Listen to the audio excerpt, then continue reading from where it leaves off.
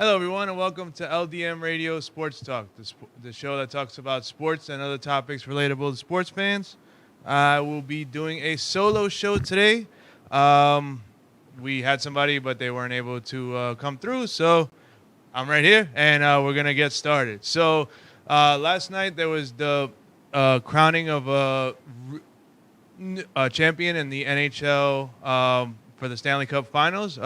The Tampa Bay Lightning ended up last year's success when they won in the bubble. They beat the Montreal Canadiens 4-1, and last night they ended up winning the championship with a 1-0 final score. That was the same score that they ended up beating the New York Islanders in the Eastern Conference Finals, which is pretty impressive, especially since Tampa Bay, with all of their wheelings and dealings and saying that they're $18 million over the cap, which we'll explain in a little while. But they were able to they have this high-powered offense that scores a lot of goals throughout the season and throughout these playoffs.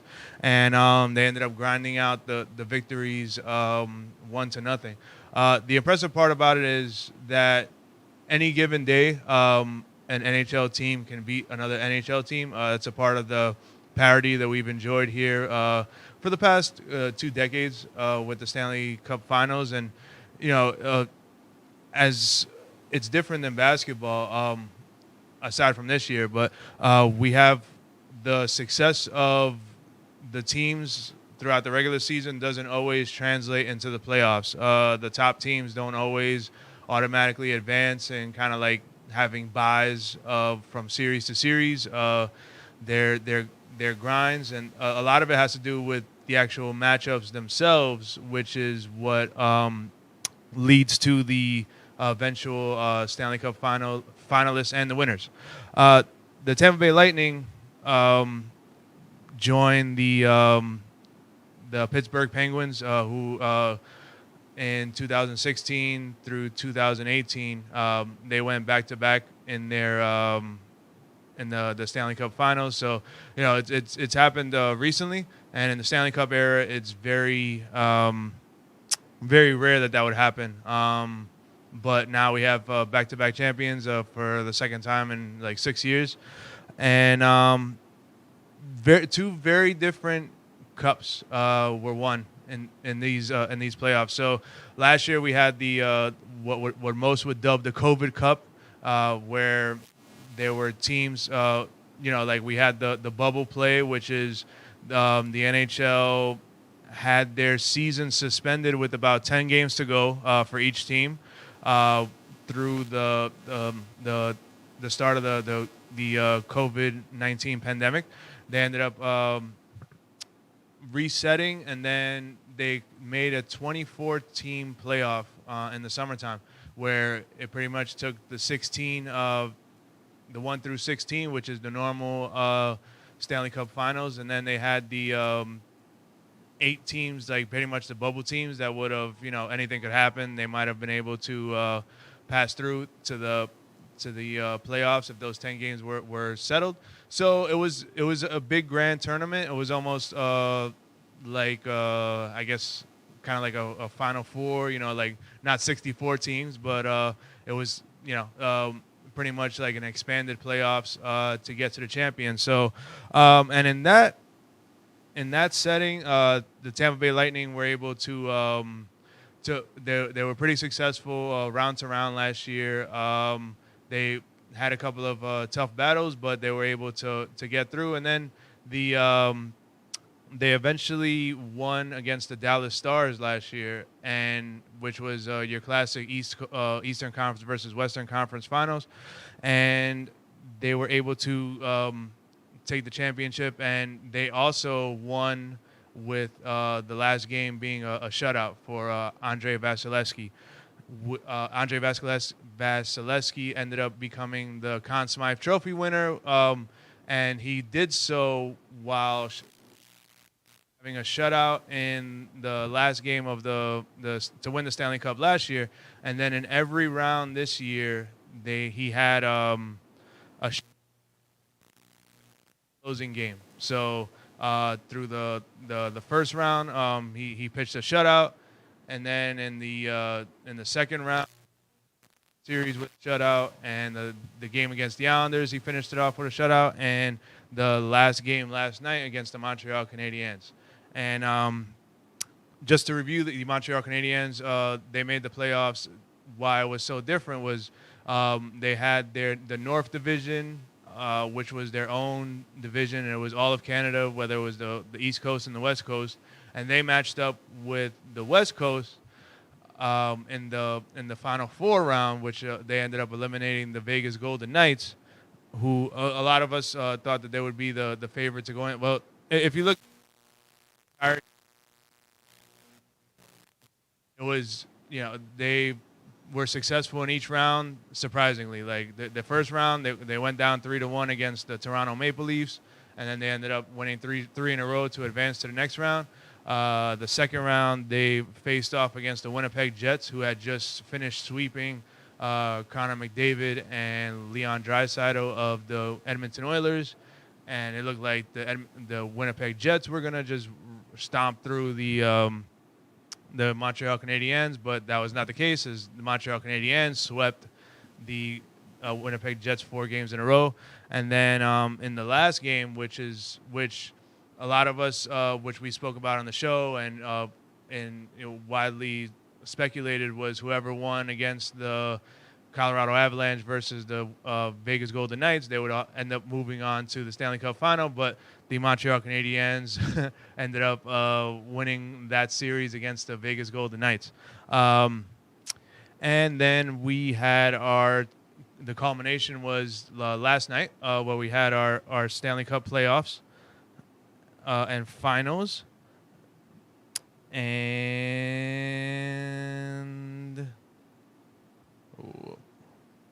right. So we had our Stanley Cup finals, and the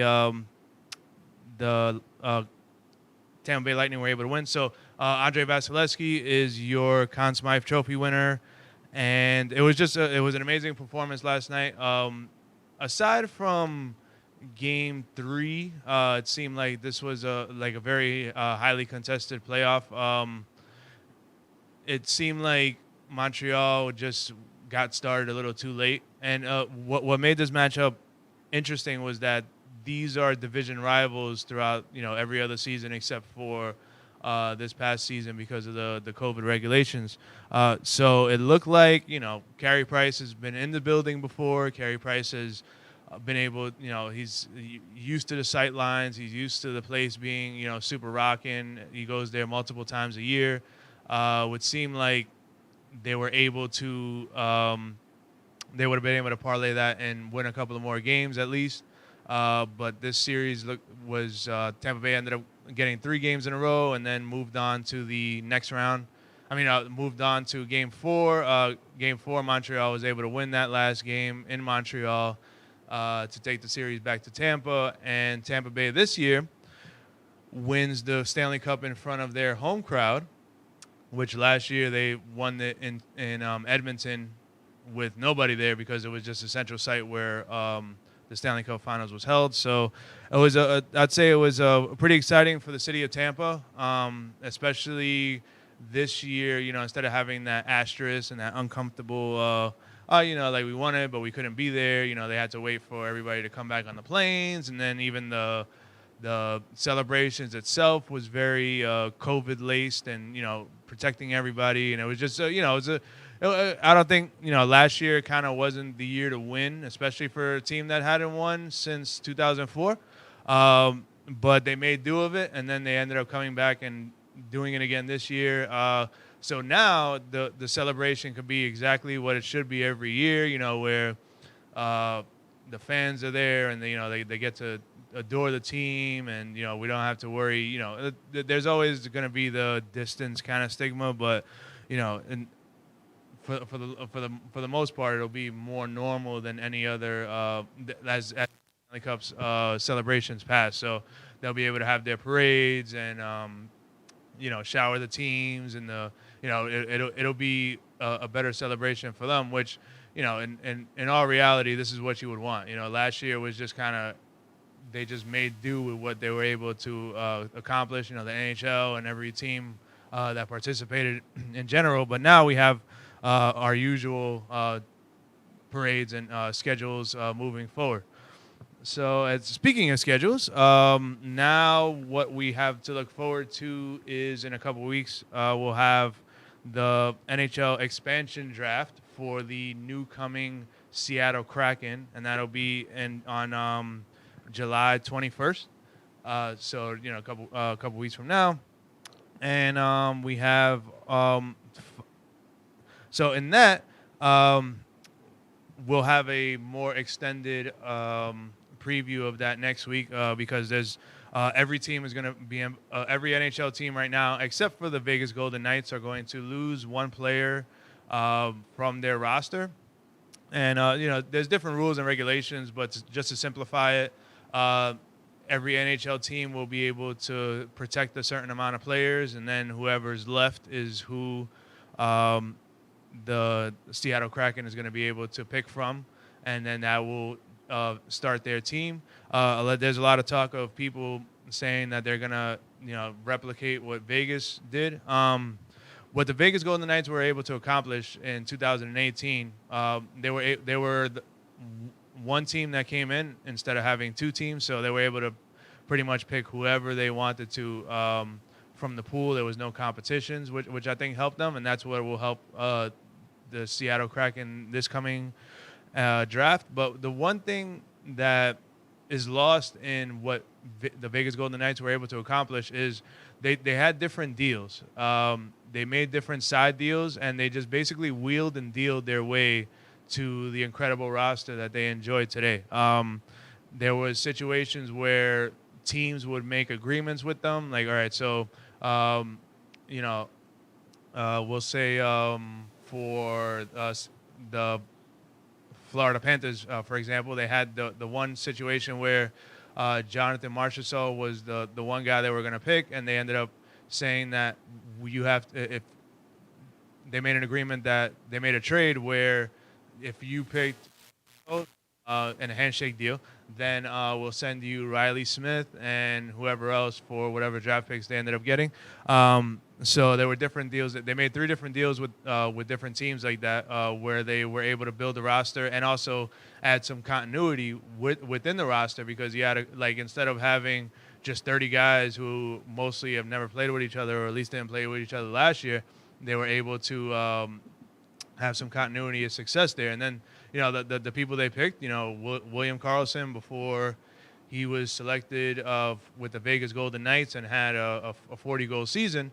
Before that, he had 6 goals, and then he had 9 goals the year after. So to say that they were an NHL, like the NHL basically gave them a successful team right off the bat to have success in Vegas is not the case. If you look at it, if you look at the actual work that was done by the Vegas Golden Knights general manager, he was able to pretty much set the stage there, and then his wheelings and dealings most of the time ended up working out to where they were a successful bunch. And then from there, they have these guys on the cheap because they drafted them, and then they have salary cap room, so they were able to swing big deals for Mark Stone, who ended up eventually being the captain of the team, and Max Pacioretty, and Alex Pietrangelo, for just to name a few. So, to say that the Seattle Kraken are going to have the same amount of success or even make it as easy is not realistic. And I think, Seattle's going to come in and they're going to be pretty much they're gonna have the same kind of growing pains as a normal expansion team would do. But it's up to the general manager of that team and everybody else in that organization to try to do at least what Vegas did, or just set themselves up for the future as best as they can. So I don't think there's anything to worry about locally. I don't think there's really any big names that'll go. But we'll get more into detail on that next week.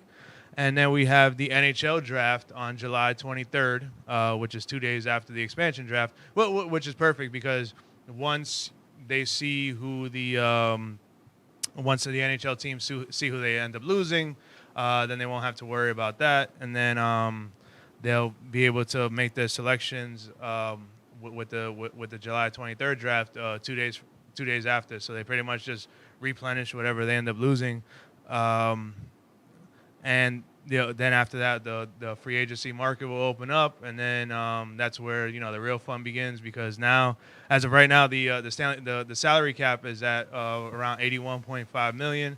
And that's what it's been for the past couple of years, and it's not going to go up because of the lost revenue from the COVID episodes that we've had the past year and a half. So it'll be interesting to see, because there's going to be players who, if you compare them contracts to contracts, they're going to want the big money, and they deserve the big money comparatively to who else is getting these contracts currently. But not a lot of teams are going to have money. There's pretty much going to be 90% of the league or 95% of the league teams don't have money. So it's either going to be you can go to a team who's doing poorly for a large amount of money, or you can just try to suck it up and take a lower level deal to play somewhere else, and then kind of just have a personal bridge deal for yourself and try to hopefully in next year that the salary cap will open up again, and then you could re-hit the market. So it'll be interesting to see how it all shakes out and how these teams are developed. And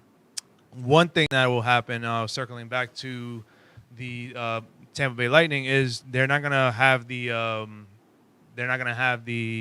$18 million in cap space over the cap as they were able to do this year. And you'll see it thrown around a lot. There were long-term injury contracts that they ended up taking on. So that was about $7 million of these $18 million, and basically the rest of the 11 or $10 million was Nikita Kucherov. And Nikita Kucherov, who is a big superstar for the Tampa Bay Lightning, he did not play not even one regular season game. He ended up having a hip surgery, and he came back right for Game 1 of the first round of the Stanley Cup playoffs. And that situation is unique within itself, because you would think that he would have been able to play at least a couple games in the regular season. It's not, he's not ready, and then all of a sudden, boom, like the week 1 of the playoffs, he's ready. That's not a very common episode there. So the likelihood was that didn't take place, and they just basically draw for a week or 2 or maybe 3, just so that they wouldn't have to have the Stanley Cup, have the salary cap ramifications. And then once they were in the playoffs, the salary cap didn't matter, so they were able to have everybody there. And it was just, it's almost like a black eye to a lot of teams, and it rubs a lot of NHL fans the wrong way. But I think it was a circumstance that the NHL said they looked into it, and they didn't see any foul play. So if you're doing it within the rules, then there's really nothing wrong there. There's no dishonor with it, and they had to go through the same processes that everybody else did. I think where they really won was the actual matchups themselves. I think we saw it for years. Top Pittsburgh and the Pittsburgh Penguins and the Washington Capitals, they would face off every year in the second round because of the way they did the formatting of the playoffs back then. And it was basically like you had your Stanley, you had your Eastern Conference Final right there in the middle of the second round, and that's what happened this year with the Vegas Golden Knights and the Colorado Avalanche. So when you have a grueling playoff like that, you're going round for round, and it takes a toll on you. And I think that it caught up to the Vegas Golden Knights because they had to exert so much energy going through which was for them going in the next, come back 4 games after losing the first 2 games against the Golden Knights. All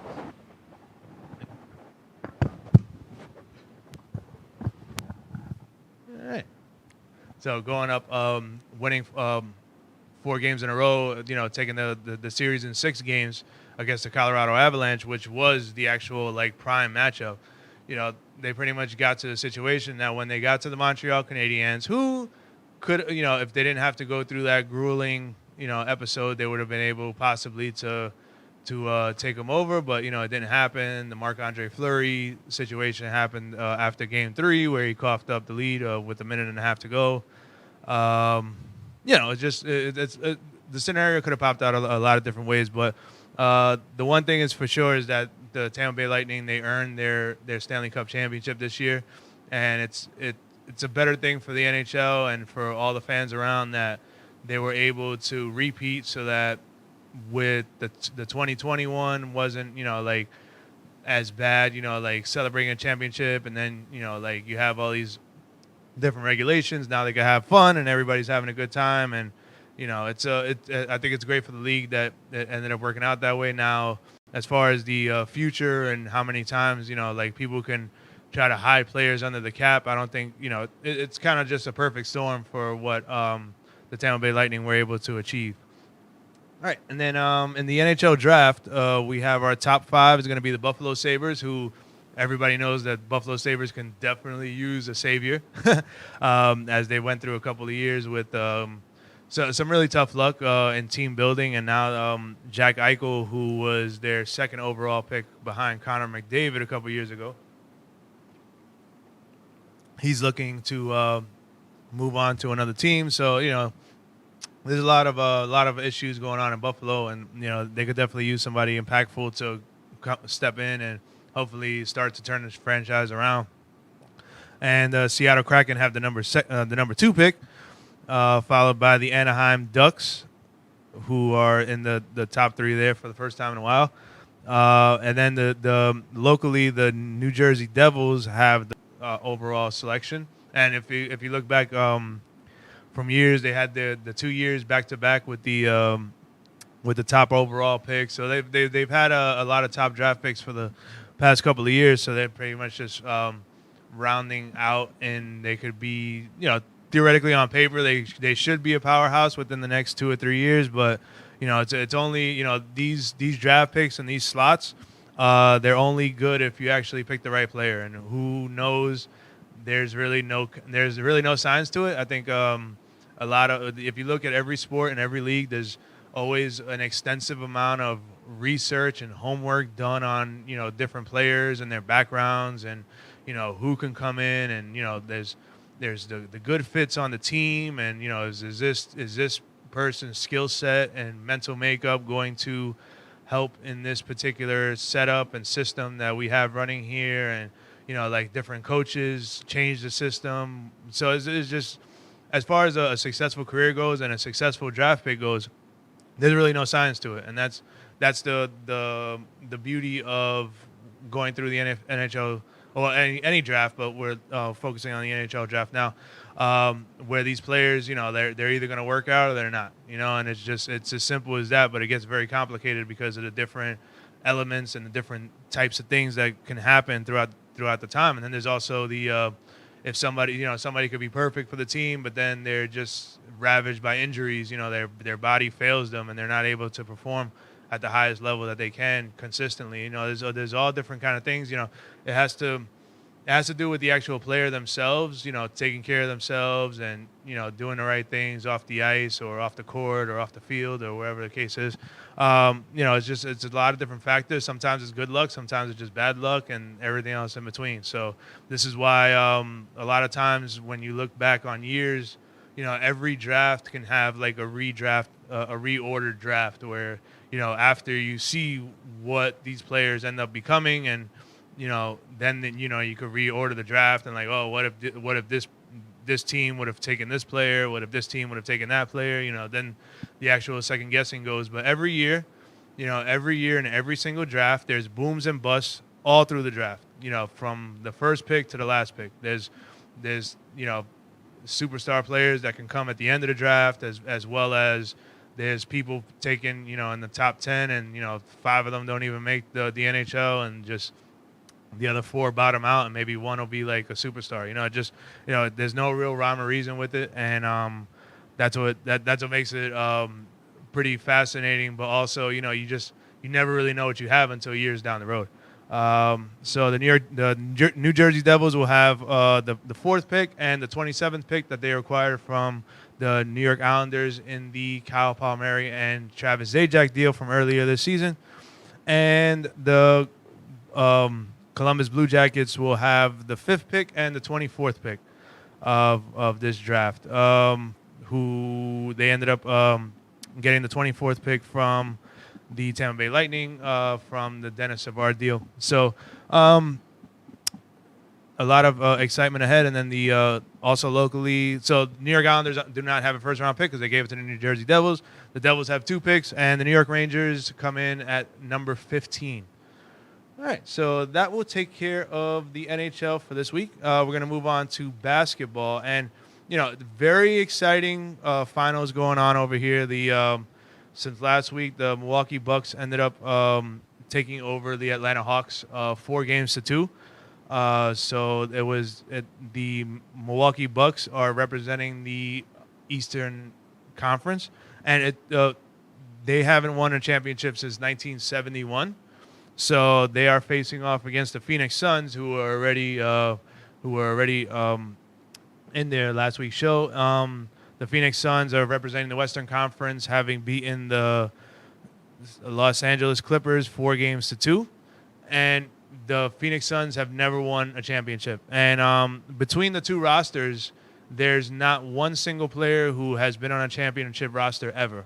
So we're in unprecedented times right now, where whichever team wins out of these two teams, they're going to have a full roster of players who have just won a championship, and it's very exciting for the NBA. I think we spoke about it a lot last week, where you have these two, you have 2 brand new franchises in there, and you have like these different fan bases who have been there until the end, instead of having your same old cast of characters come in, or your superstar players, carrying the team. Like, these are 2 teams that the Milwaukee Bucks are saying they have the view of them as having the big 3, with Giannis, 2-time MVP, Chris Middleton, who's been able to carry the team a lot through different stretches of these playoffs. So he's definitely so they definitely have those 2 superstars right there. And then Chris Middleton, speaking about the draft, he was actually drafted in the late 2nd round.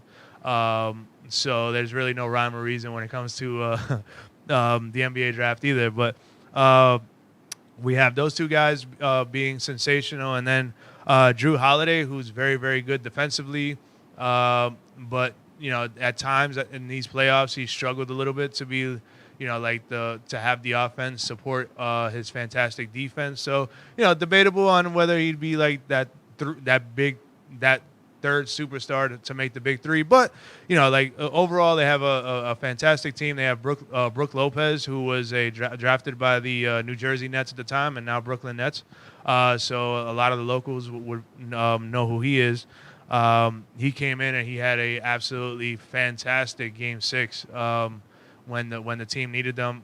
When the team needed it against the Hawks, and he had over 30 points, 15 rebounds, and he was he played that role with Giannis not being available for Game 6 and 7, and then and then you're looking at this series. The Seattle is up 1 game to 1 game. They took the first game, which was the other night. Game 2 is going to be tonight. And, there's different ways to look at it. The Phoenix Suns have Chris Paul, who is a perennial superstar, and by any stretch of the imagination, a lot of people dub him the point god, quote unquote. instead of point guard. And this is his 16th season in the NBA. I feel like a lot of people he's one of those just likable superstars, like a Tim Duncan or Derrick Rose, or really anybody else in that mold, where you really can't hate him. It's like he tried to do everything the right way. He's went to different teams, try to take them as far as he can go. Through all those, it wasn't like he jumped on as a third superstar to make any of these teams, even though there was that scenario years ago where he was traded to the Los Angeles Lakers only for the NBA to nix the deal because they didn't want to have, they deemed it as unfair of a balance of the trade back and forth, and then the trade actually ended up falling through altogether. So, there's a lot of speculation on what the Los Angeles Lakers would have been with Chris Paul, or even if that deal went through, and then the fallout from there. I mean, it pretty much changes all through the types of history. What would have happened if he did end up taking if he ended up going on there, and then how many championships he could have won with Kobe Bryant and things like that. Those all speculation. Those are things that we'll never know. But from the facts that we have and the way it ended up playing out, there was Chris Paul never went to a team just to to be like a three, to make like a superstar team. He tried to do everything the right way, and now he's reaping the benefits of it. Coming to a Phoenix Suns team that rebuilt through the draft, and there's no other way around it. You have Devin Booker, who's the absolute superstar right now in the league, and he was drafted 15th overall in the NBA draft by the Phoenix Suns. And then you have the center DeAndre Ayton, who was drafted number 1 overall in the 2018 draft by the Phoenix Suns. And they're starting small forward Michael Bridges. He was a draft deal where he was selected by his hometown 76ers, who ended up trading him over to the Phoenix Suns in a deal where they got whoever was selected by the Sixers, and then an additional first round pick the next year.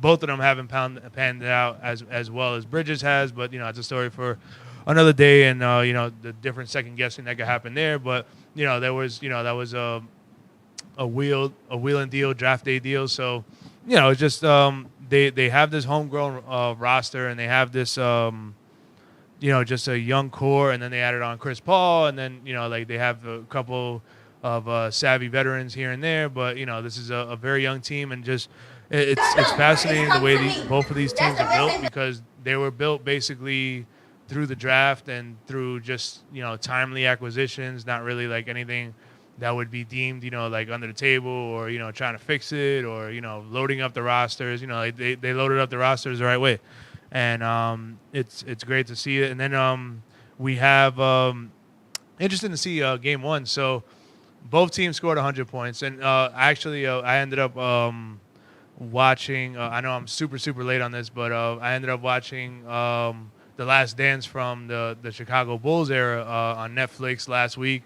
And I caught up on all the episodes. Once you watch one episode, you catch a fire, and you just got to see all of them.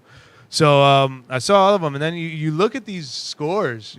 For in the 90s basketball era. One, it was super physical, and they highlight that in the piece, which is that's what a lot of people remember the 90s basketball and how tough it was, and you had to pretty much pay the price if you wanted to just do a layup or come in the lane regularly. Those are things that don't really happen anymore. And then the second part about it was the low scores. Like there were there were so many games that just didn't even finish with teams having over 100 points. A lot of them were in like the early 80s and then like early 90s range. Like even some that ended like with neither team making 80 points. And I think those are a lot of the differences between the game in the 90s and the game today. And what we're seeing now is it's just a fluid offense, and it's just people who are able to hit threes from anywhere. I mean, the amount of threes that have happened in these playoffs and this season in its entirety has been just absolutely amazing. You got people shooting threes from the logo and just anywhere on the floor, like next to where they sub out, and it's just absolutely ridiculous. Like anywhere on the floor, a three can come up, and it's just it's really taken over, and it's really changed the game of basketball. But I think it's a good way. A lot of people, they don't follow the basketball as much nowadays because of like you hear two things, like it's not the same as it was in the 90s, and the same teams win every year. Well, now this season is the changing of the tides, so not every team is winning every year, and I think that's the hallmark of how this is moving forward. And and the high scores are exciting. In basketball is one of the sports that if you cheer for every bucket, then you're cheering like 50 times a day a game, because there's so many buckets going in back and forth and different energies.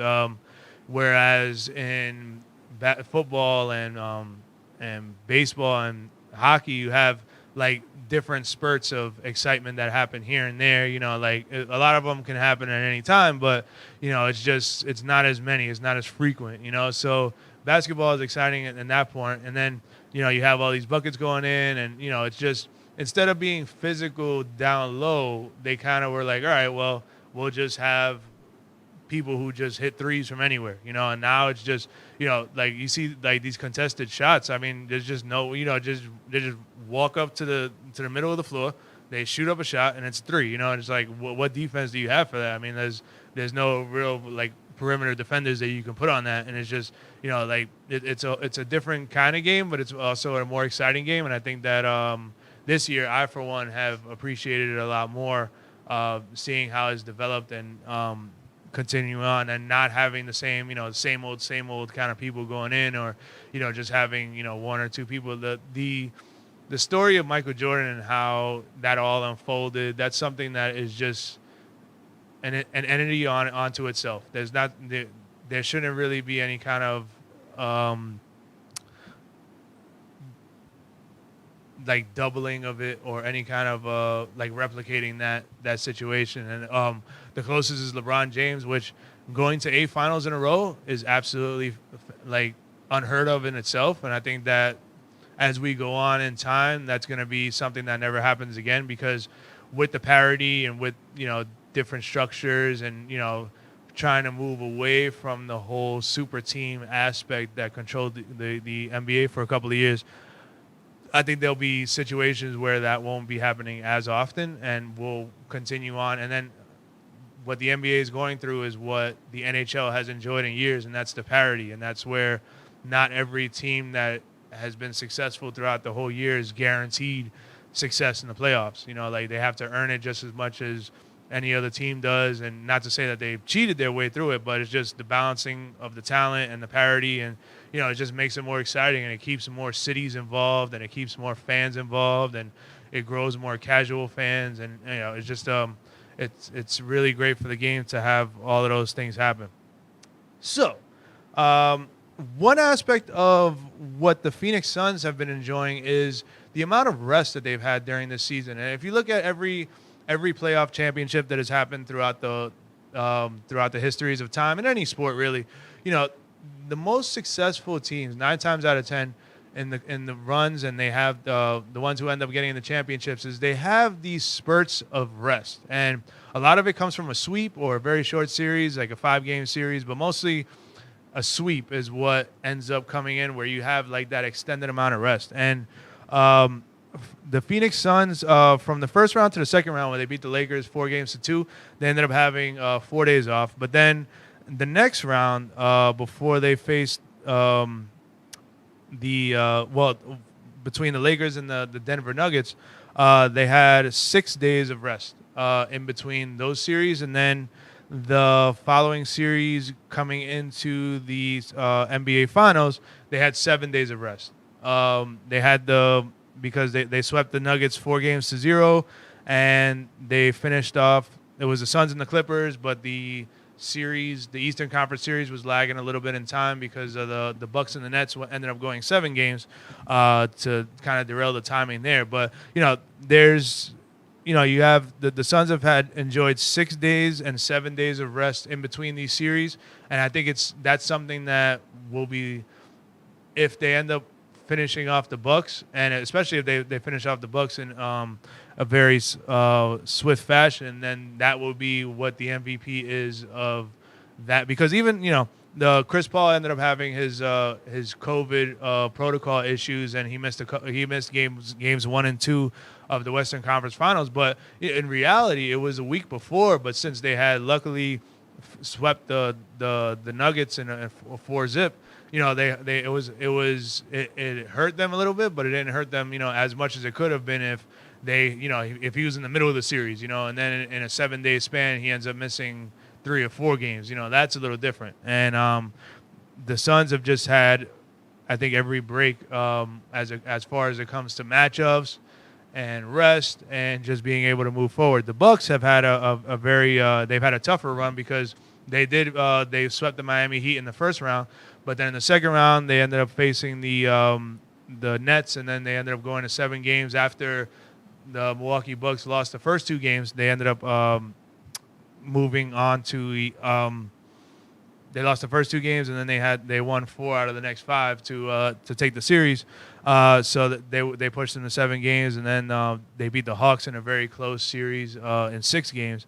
And then after that, they pretty much started the Eastern Conference Finals right after that. So the Suns have the rest factor in there, and I think eventually they end up winning this series. But whoever comes out of this is going to have it's going to be great for the NBA, and it's a great NBA finals series that will have a lot of eyes on it.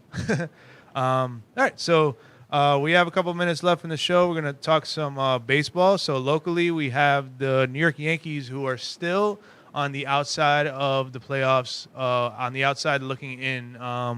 They are currently the 9th seed in the overall in the American League, and they are in the 4th seed in the AL East, where the surprising Boston Red Sox, after a year or so of mediocre play, they have come back with a vengeance, and they are now on top of the AL East, where they have been for most of the season. Tampa Bay, who was last year's reigning division champion, they ended up they're 2.5 games back, and Toronto and the Yankees are fighting for 3rd place. Again, very young in the season. The All-Star game will be next week, so there's a lot of time and a lot of fluctuations to happen here. But it makes a very interesting argument to see what some of these teams do, whether they will be buyers or sellers in the upcoming trade deadline, which will be in 3 weeks. Then you have in the Central Division, you have the Chicago White Sox are pulling away, and they have an 8-game lead on the Cleveland Indians, with the Tigers trailing them by 3.5 games. But the Tigers are currently under 500. So that the Central Division seemed to be the strongest one from top to bottom last year, and it's just there's a quick role reversal in that one, where the AL East, which was the perennial most balanced league in the American League, is what's going on this year. That's come back, and the White Sox are just really the only team in the Central Division to be really any good at this point. And then in the AL West, we have the Houston Astros, who locally is everybody's least favorite team, who isn't the Red Sox or the Phillies or any other divisional rival teams. They are back on top, and they are 5.5 games over the Oakland Athletics, who were last year's AL West champions, followed by Seattle and the Los Angeles Angels. They are 9 games and 9.5 games back, respectively. So it's good to see the Angels in there, because Mike Trout has been out a long time, and Ohtani, who is the pitching and hitting sensation who leads the world in homers, while also pitching a couple of games here and there. He is doing his best to keep the Angels in it. Mike Trout, hopefully he'll be back at some point this season, and they'll be able to make a full charge there, because I think it's good for the league globally if he's able to be on a more successful team that can carry. Because aside from the NBA, where you have your situations where one player can kind of carry you for a little bit, and different situations, baseball is just a deeper game where just one guy could do really well and they could still be on the bottom.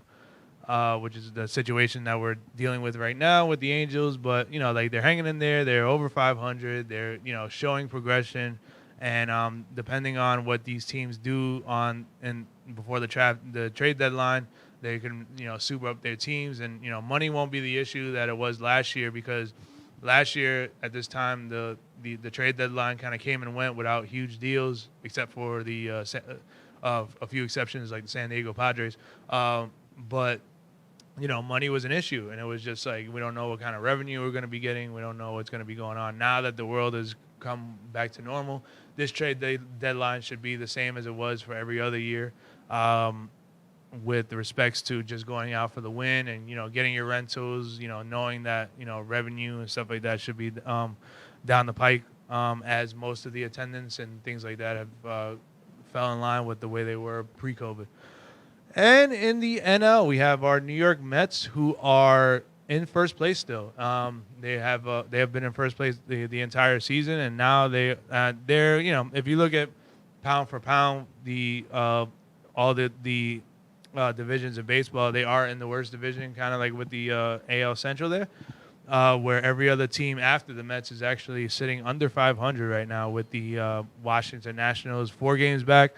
The Atlanta Braves, who a lot of people picked because they were in first for a lot of years, taking the NL East division, they are 4.5 games back, tied with the Phillies, and the Miami Marlins are bringing up the rear with 8.5 back. So there's still a lot of fluctuations that could happen in that and will happen in that division. But it's very interesting to see how the Mets have been able to keep up wire-to-wire winning, while they've also had a bit of the injury bugs and issues of their own. But they're pulling away. They have the no doubt best player in the MLB with Jacob deGrom. So you have you just build around that, and like, they have their guys coming back. They had Conforto came back a little while ago. J.D. Davis is supposed to be on his way back. They got Jeff McNeil was back. So a lot of the former All-Stars and impact players that they had, they're coming back now to fill out the rest of the roster.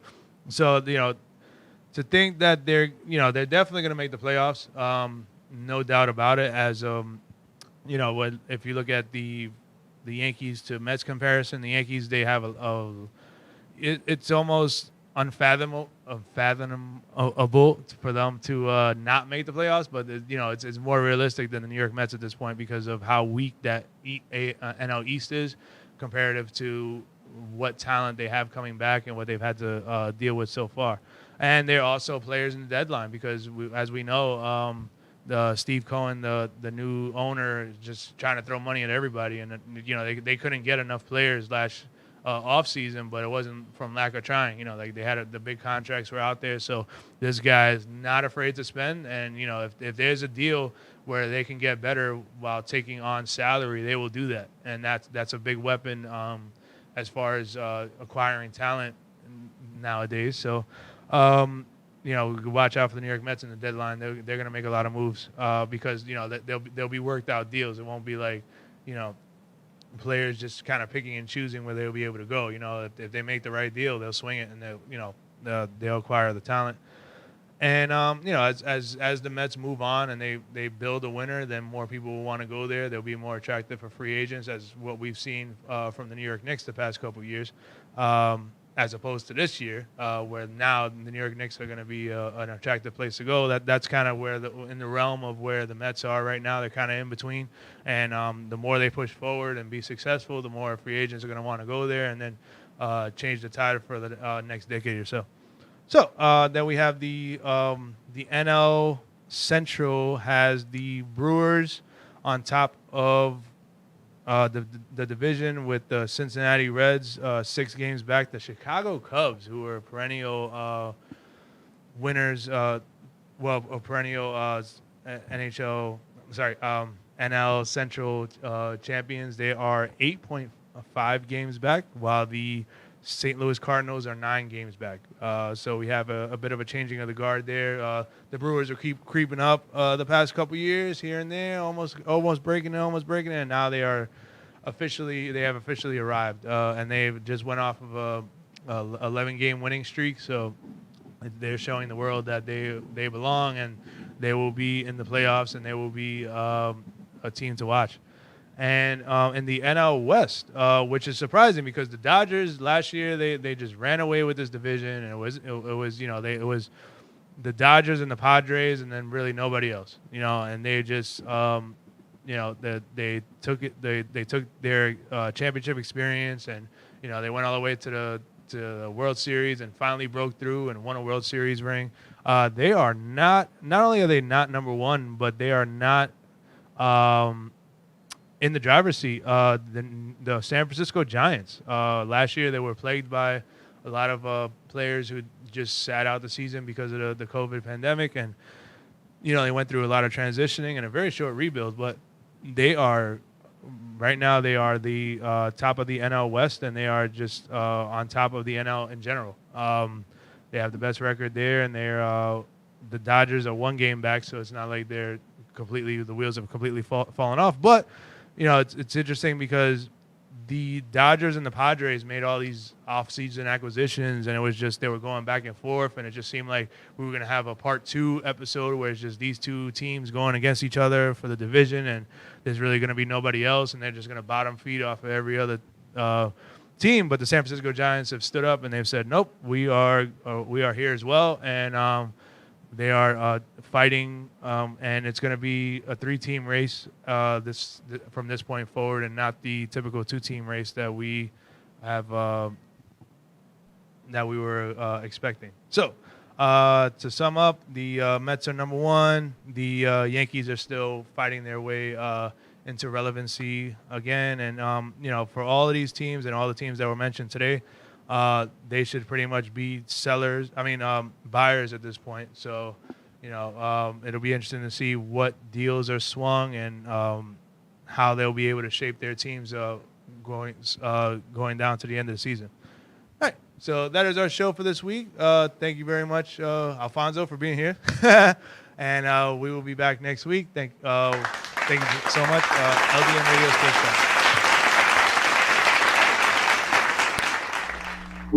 Show.